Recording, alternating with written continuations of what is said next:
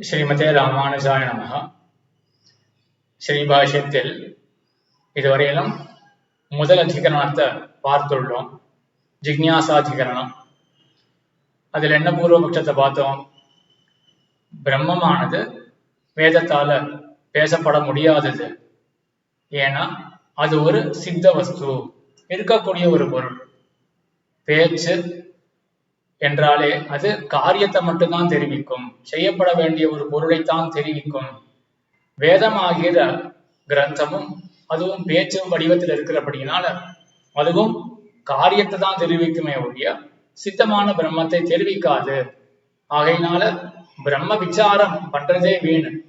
பிரம்மம் அப்படின்ற ஒரு பொருளை பத்தி வேதம் தெரிவிக்காது அப்படின்னா அதுல என்ன சந்தேகம் வரப்போறது, என்ன விசாரம் பண்ண வேண்டியதாக இருக்க போறது? ஆகையினால பிரம்ம விசாரம், இந்த வேதவியாசர் பண்ணக்கூடிய இந்த பிரம்மசூத்திரமானது வீண், ஆரம்பிக்கப்பட வேண்டாதது என்று பூர்வபக்ஷம் வர, அப்பொழுது என்ன சித்தாந்தம் வந்தது? பேச்சானது எப்படி காரியத்தை தெரிவிக்குமோ அதே போல சித்த பொருளையும் தெரிவிக்கும். ஆகையினால் வேதம் ஆகிற இந்த பேச்சும் பிரம்மம் என்கிற சித்த பதார்த்தத்தை தெரிவிக்குமே என்று சித்தாந்தம் செய்து, ஆகையினால் அந்த பிரம்மத்திலே சந்தேகம் வரும். அந்த பிரம்மத்திலே சந்தேகத்தை போக்குவதற்காக பிரம்ம மீமாம்சா, அதாவது பிரம்மசூத்திரம் பிரம்ம விசாரம் செய்ய தகுந்ததே என்று முதல் அதிகரணத்துல சித்தாந்தத்தை பார்த்தோம். அது ஜிக்ஞாசா அதிகரணம். இரண்டாவது அதிகரணம் ஜென்மாதிகரணம். இந்த அதிகரணத்துல என்ன விஷயம் என்றால், வேதமானது பிரம்மத்தை பேசும், சரி. ஆனா பிரம்ம விசாரம் பண்றது அப்படின்னா, விசாரம் பண்றதுக்கு முன்னாடி எதை பத்தி விசாரம் பண்ண போறோம்? பிரம்மத்தை பத்தி விசாரம் பண்ண போறோம். அப்ப அந்த பிரம்மத்தை பத்தி அடையாளத்தோட அந்த பிரம்மத்தை பத்தி தெரிஞ்சுக்க வேண்டியதாக இருக்கு. அடையாளம் அப்படின்னா வேறுபட்டதாக அந்த பிரம்மமானது அறியப்பட வேண்டும். அதாவது யுனிக்கா, டிஸ்டிங்க்டா அந்த பிரம்மத்தை பத்தி நம்ம தெரிஞ்சுக்கணும். எதை பத்தி விசாரம் பண்றோமோ அதை பத்தி முழுசா அடையாளம் கண்ட பிறகுதான் அதை பத்தின விசாரமே பண்ண முடியும். இந்த வேதாந்த சூத்திரத்துல என்ன நடக்க போறது? உபனிஷத் பாகத்தை ஒண்ணு எடுத்துட்டு இந்த பாகத்துல பிரம்மம் பேசப்படுறதா, ஜீவாத்மா பேசப்படுறதா, இல்லாட்டி பிரதானம் மூல பிரகிருதி இது பேசப்படுறதா, இப்படிதான் விசாரம் போக போறது இந்த பிரம்மசூத்திரத்துல. இப்படி விசாரம் பண்ணணும்னா பிரம்மம்னா என்ன அப்படின்னு தெரிஞ்சுக்க வேண்டாமா? பிரம்மம் அப்படின்னு ஏதோ ஒண்ணு இருக்கு அப்படின்னு மட்டும் தெரிஞ்சுட்டாச்சுன்னா இந்த உபநிஷத்துல பிரம்மம் சொல்லப்படுறதா இல்லையா அப்படின்னு விசாரம் பண்ண முடியுமா? அப்போ இந்த பிரம்மத்தை ஒழுங்கா தெரிஞ்சுக்கணும். ஒழுங்கா தெரிஞ்சுக்கிறதுனா என்னன்னா, இதர வியாவிருத்தத்வேன, மற்றவை எல்லா பொருள்களையும் காட்டிலும் வேறுபட்டதாக, வியாவிருத்தமாக, அதாவது இங்கிலீஷ்ல சொல்லணும்னா டிஸ்டிங்க்டா, யுனிக்கா தெரிஞ்சுக்கணும். அப்பதான் விசாரமே பண்ண முடியும். இதுக்கு ஒரு உதாரணம் பார்ப்போமே. பழைய காலத்து கோயில்லாம் எல்லா அரசர்கள் தான் கட்டியிருப்பார்கள் பெரும்பாலும். என்ன கோயில் என்ன அரசனால கட்டப்பட்டது அப்படின்னு விசாரம் பண்றதுக்காக இந்த ஆர்கியலாஜிக்கல் டிபார்ட்மெண்ட்ல இருக்கக்கூடியவர்கள் விசாரம் பண்ணுவார்கள் இல்லையா? அதுவும் ஒரு விசாரம் தானே. இந்த கோயில எந்த அரசன் கட்டினா அப்படின்னு. அந்த ஆர்கியலாஜிக்கல் டிபார்ட்மெண்ட்ல இருக்கிறவனுக்கு ஒரு 100 அரசர்கள் தெரியும். 100 அரசர்கள் இருக்கார்கள், எவ்வளவுதான் தெரியும் அப்படின்னு மட்டும் இருந்ததுன்னா, இந்த கோயில்ல குலோத்துங்க சோழன் அப்படின்னு எடுத்துக்கோமே ஒரு அரசன் பேரு, குலோத்துங்க சோழன் தான் கட்டினான் அப்படின்னு எப்படி வேணா நிர்ணயமா சொல்ல முடியும்? குலோத்துங்க சோழனை பத்தி எதுவுமே டிஸ்டிங்டா தெரியாது, யூனிக்கா அவனை ஐடென்டிஃபை பண்றதுக்கு எதுவுமே தெரியாதுன்னா என்ன விசாரம் பண்ண முடியும்? குலோத்துங்க சோழன் எந்த கோயில கட்டினா அப்படின்றத விசாரமே பண்ண முடியாது இல்லையா?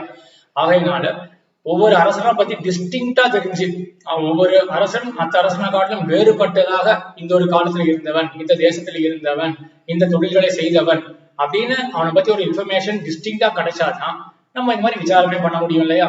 அதே போலதான் இந்த விஷயத்திலையும் ஒரு பேராகிராஃப் எடுத்துட்டு உபநிஷத்துல ஒரு பிரகரணம், ஒரு கட்டத்தை எடுத்துட்டு இதுல ஜீவாத்மா பேசப்படுறதா, பிரதான மூல பிரகிருதி பேசப்படுறதா, இல்லாட்டி அதுக்குள்ளேயே வருணன், இந்திரன், சந்திரன் அப்படின்னு தேவதைகள் பேசப்படுறதா, இல்லாட்டி பரம்பிரம்மம் பேசப்படுகின்றதா அப்படின்னு விசாரம் பண்ணோம்னா, பரம்பிரம்மம் எத்தகையது, பரம்பிரம்மம் அப்படின்னு ஏதோ ஒரு பொருள் இருக்கு அப்படின்னு மட்டும் தெரிஞ்சுட்டோம்னா இந்த இடத்துல எது பேசப்படுறதுன்னு எப்படி தெரிஞ்சுக்க முடியும்? இப்போ பெருமாள் விஷயத்தில் எடுத்துட்டோம்னா, இந்த கோயில் என்ன தேவதை அப்படின்னா ஏதோ ஒண்ணு இருக்கு, பெருமாள் ஒருத்தர் இருக்கார், நாராயணன் அப்படின்னு ஒருத்தர் இருக்கார் அப்படின்னு மட்டும் தெரிஞ்சதுன்னா இந்த கோயில் என்ன தேவதை அப்படின்றது தெரியுமா? தெரியாது. ஆனா எம்பெருமானா சங்க சக்கர கதாதாரியா இருப்பான் எம்பெருமான் அப்படின்னு அவனுடைய அடையாளங்கள்லாம் தெரிஞ்சதுன்னா அதுக்கப்புறம் இந்த கோயில் என்ன தேவதை, எம்பெருமான் தான் இந்த கோயிலுக்கு இருக்க தேவதை அப்படின்னு நம்ம அடையாளம் கண்டுக்க முடியும் இல்லையா? அப்ப முதல்ல அடையாளம் கட்டுக்கணும், அதுக்கப்புறம் தான் நம்ம விசாரணை பண்ண முடியும் இந்த கோயில் என்ன தேவதை அப்படின்னு. ஆக லக்ஷணதா பிரதிபத்தி அப்படின்னு சொல்லுவார்கள், அதாவது யுனிக் ஐடென்டிபிகேஷன். அது ரொம்பவே முக்கியமாக தெரிகிறது விசாரத்துக்கு முன்பு. ஆக அப்ப பிரம்மத்துக்கும் என்ன, பிரம்மத்தை பத்தி விசாரம் பண்ணணும், வேதாந்தத்துல பிரம்மம் சொல்லப்படுறதா இல்லையா, எப்படி சொல்லப்படுறது, இப்படி எல்லாம் விசாரம் பண்ணும் பொழுது பிரம்மம்னா என்னன்னு யுனிக்கா தெரிஞ்சுக்கணும். அதான் இதர வியாவிருத்தத்வேன ஸ்வேதர சமஸ்த வியாவிருத்தத்வேன, தன்னை காட்டிலும் ஒழிந்த பதார்த்தங்கள் மற்றதெல்லாம் இருக்கும் இல்லையா, அது எல்லாவற்றை காட்டிலும் இத வியாவிருத்தமா டிஸ்டிங்க்டா யுனிக்கா தெரியறது, வேறுபடுத்தி அறிந்து கொள்றது அப்படின்றது, அதுதான் லட்சணத்தக பிரதிபத்தி அப்படின்னு சொல்லுவார்கள். அடையாளம் காணுதல் அப்படின்னு தமிழ்ல சொல்லலாம். இது பிரம்மத்தை பண்ணாதான், அடையாளத்தோட பிரம்மத்தை பத்தி தெரிஞ்சுட்டாதான் அதுக்கப்புறம் பிரம்ம விசாரமே பண்ண முடியும் அப்படின்னு வர அதுக்கு அடையாளம் ஒண்ணு இருக்கு. தைத்திரிய உபநிஷத்து ஒண்ணு சொல்றது. என்ன பிரம்மத்துக்கு அடையாளம் சொல்றது அப்படின்னா, எதிலிருந்து ஜகத்தானது உண்டாகிறதோ, எதனால் காக்கப்படுகின்றதோ, எதனை லய காலத்திலே எதனை போய் அடையுமோ, லயஸ்தானமாக எது இருக்குமோ அது பிரம்மம் அப்படின்னு தைத்திரிய உபநிஷத்து சொல்றது. மறுபடியும் சொல்ற, என்ன சொல்றதுன்னு வாக்கியத்தை சொல்லல, அதனுடைய அர்த்தத்தை மட்டும் சொல்ற. எதிலிருந்து ஜகத்தானது உண்டாகுமோ, எதனால் ஜகத்தானது காக்கப்படுமோ, லய காலத்திலே எதனை போய் அடையுமோ, எதனிடத்தில் லயிக்குமோ அது பிரம்மம் அப்படின்னு இருக்கு. தெரிஞ்சு போயிடுது, பிரம்மம் இதான. இப்போ ஜகத் காரணமாக எது இருக்கோ அதான் பிரம்மம். ஜகத்துக்கு ரட்சணம் பண்ணக்கூடியது எதுவோ, எல்லாவற்றையும் தாங்கி கொண்டிருக்கின்றது எதுவோ அதுதான் பிரம்மம். லய காலத்திலே லயஸ்தானமாக எதனை போய் எல்லாம் லயமா அடையுமோ அதுதான் பிரம்மம் அப்படின்னு ஸ்பஷ்டமா தானே இருக்கு இந்த வாக்கியம். அப்ப பிரம்மத்தை அடையாளம் கண்டுண்டாச்சு. இதுக்கு மேல நம்ம ஏதாவது ஒரு வாக்கியத்தை எடுத்து இதுல பிரம்மம் சொல்லப்படுறதா இல்லையா அப்படின்னா நம்ம சுலபமா நம்ம விசாரம் பண்ணலாமே அப்படின்னா, இப்போதான் பூர்வபக்ஷம் எழறது. என்ன பூர்வபக்ஷம் இங்க அப்படின்னா, இந்த வாக்கியத்துல நமக்கு என்ன வேணும், பிரம்மம் ஒரு பிரம்மம், பரபிரம்மம் ஒண்ணு இருக்கு, அதனுடைய அடையாளம் நமக்கு வேணும். ஆனா இந்த வாக்கியத்திலிருந்து ஒரு பிரம்மத்தை பத்தி எல்லாம் தெரிஞ்சுக்க முடியாது, 3 பிரம்மம் ஆயிடும் இந்த வாக்கியத்துல. ஏன், எப்படி இருக்கு விசேஷணங்கள், விசேஷணங்கள்லாம் அடைய முடியலையா? பிரம்மம் எப்படிப்பட்டது? எதிலிருந்து ஜகத்தானது உண்டாகுமோ 1, எதனால் காக்கப்படுமோ 2, எதனை லயிக்குமோ, எதனிடத்திலே லயத்தை அடையுமோ 3. ஆக 3 அடைமொழிகள், 3 விசேஷணங்கள், அட்ஜெக்டிவ்ஸ் 3 இருக்கிறபடினால அப்ப 3 பிரம்மம், 3 பொருள் அப்படின்னு ஆயிடுமே அப்படின்னு பூர்வபக்ஷம். அதுக்கு அந்த பூர்வபக்ஷம் ஒரு உதாரணம் கொடுக்கறான். ஒரு மாட்டு தொழுவம் இருக்கு. அந்த தொழுவத்துல கொம்பில்லாத அரை கொம்பு உடைய பூர்ணமான முழுமையான கொம்பை உடைய மாடு இருக்கின்றது அப்படின்னு அர்த்தம் சொல்றான். அந்த தொழுவத்திலே கொம்பில்லாத அரை கொம்பு கொண்ட பூர்ணமான கொம்பை கொண்ட மாடானது இருக்கின்றது. மாடானது இருக்கின்றதுன்னு ஒருமை, ஏகவசனம், சிங்குலர் இவங்க பிரயோகம் பண்ணியிருக்காங்க. அப்போ நமக்கு என்ன தோணும், அப்போ ஒரு மாடுதான் அப்படின்னு யாருக்காவது தோணுமா? கொம்பில்லாத அரை கொம்பு கொண்ட முழுமையான கொம்பை கொண்ட மாடானது அந்த தொழுவத்திலே இருக்கின்றது அப்படின்னு ஒருமையில பயன்படுத்தினா கூட நமக்கு 3 மாடுகள் தானே தோன்றும். அதே போலதான் இங்கேயும் எதனிடந்து ஜகத்தானது உண்டாகிறது, எதனால் காக்கப்படுகின்றது, எதனிடத்திலே லயிக்கின்றது அது பிரம்மம் அப்படின்னா 3 பிரம்மத்தை பத்தி நம்ம தெரிஞ்சுக்க வேண்டியதாக ஆயிடும் அப்படின்னு பூர்வபக்ஷி சொல்றான். உடனே அதுக்கு சித்தாந்தியானவர் ஒரு பதில் சொல்றார். என்ன பதில் அப்படின்னா, விசேஷணங்கள் அடைமொழிகள் பலவாக இருந்தா உடனேயே 3 பொருள்கள் தனித்தனித்து அப்படின்னு அவசியம் கிடையாது. தேவதத்தா லோகிதாட்சா சமபரிமானஹா யுவா அஸ்தி அப்படின்னு ஒரு வாக்கியத்தை எடுத்துக்கலாமே. தேவதத்தன் அப்படின்னு ஒருத்தன் இருக்கான், அவன் யுவாவாக இருக்கான். சமபரிமானஹா சரியான ஒரு வடிவத்தை கொண்டவனாக அவன் இருக்கான். லோகிதாட்சா சிவந்த கண்ணனாக இருக்கின்றான். சிவந்த கண்ணனாய் சமமான வடிவத்தை உடையனாய் யுவாவாக தேவதத்தன் இருக்கின்றான். இதுவும் 3 விசேஷங்கள் கொண்ட வாக்கியம் தானே. இங்க யாருக்காவது 3 தேவதத்தன், தேவதத்தன் ஒரு ஆளுடைய பெயர், 3 தேவதத்தன் அப்படின்னு யாருக்காவது தோணுமா? தோணாது இல்லையா? அதே போல இங்க வைத்துக் கொள்ளலாமே அப்படின்னு கேள்வி வர அதுக்கு அந்த பூர்வபக்ஷி பதில் சொல்றான். தேவதத்தன்றவன் கண்ணால காணக்கூடியவன், பிரத்யட்சமாக நம்ம தேவதத்தனை பார்க்க முடியும்.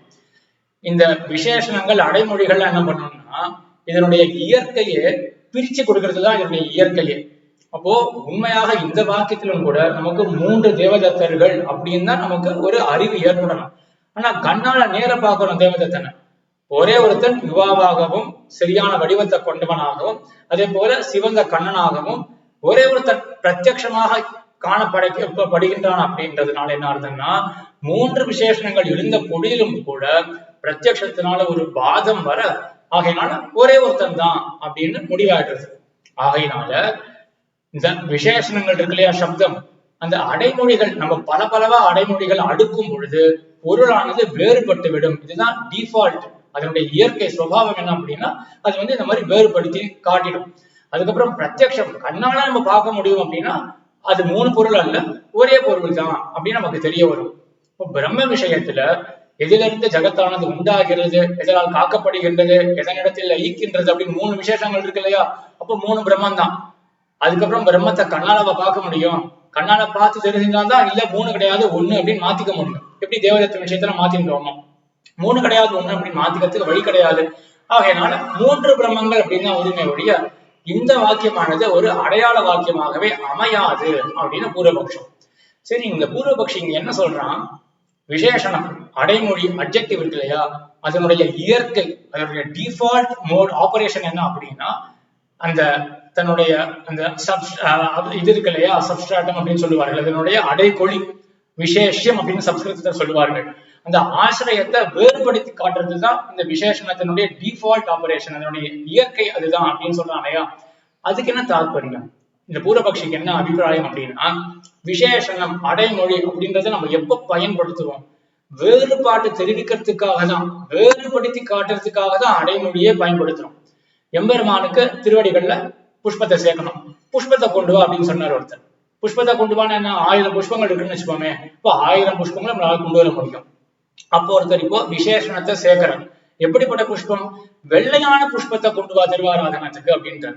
இப்போ வெள்ளையானது அடைமொழி அட்ஜெக்டிவ், விசேஷணம் அது என்ன பண்றது அப்படின்னா மற்ற புஷ்பங்களை தள்ளி விட்டுறது, இந்த புஷ்பத்தை மற்றதை காட்டிலும் வேறுபடுத்தி காட்டுறது இல்லையா. அப்ப விசேஷணம் அப்படின்னாலே என்ன பண்ணும், மற்ற புஷ்பங்களை காட்டிலும் இந்த புஷ்பத்தை வேறுபடுத்தி காட்டுறது, இது விசேஷணத்தினுடைய டிஃபால்ட் ஆபரேஷன். இப்ப இந்த பூர்வபக்ஷி என்ன சொல்ல வரான் அப்படின்னா, ஒரு சூப்பர் செட் எடுத்துக்கோமே, 1000 என்டிட்டிஸ் கொண்ட ஒரு சூப்பர் செட் இருக்கு, 1000 என்டிட்டிஸ் கொண்ட சூப்பர் செட் தான் புஷ்பங்கள் அப்படின்ற சூப்பர் செட்.